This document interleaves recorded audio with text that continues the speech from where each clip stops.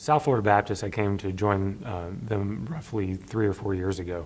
Initially, I came just to do robotic surgery, and now I practice all aspects of general urology within South Florida Baptist. I've really enjoyed the community and the hospital because it is the main hospital within that community. You can just tell the patients, you listen to what they feel about the hospital, you see them in your office, they all have glowing remarks about the hospital itself. I think that a lot of that has to do with the nursing staff. Most patients, when they're at the hospital, their encounter most all the time is with a nurse.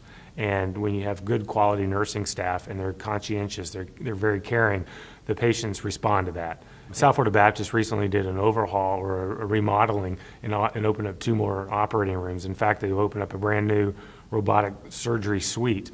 It's a nice big suite with state-of-the-art instrumentation within it.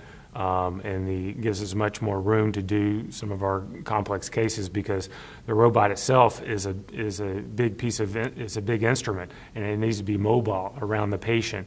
And especially when I perform kidney cases, having to move this around and be able to have freedom to move it is key. And the new suite is quite nice.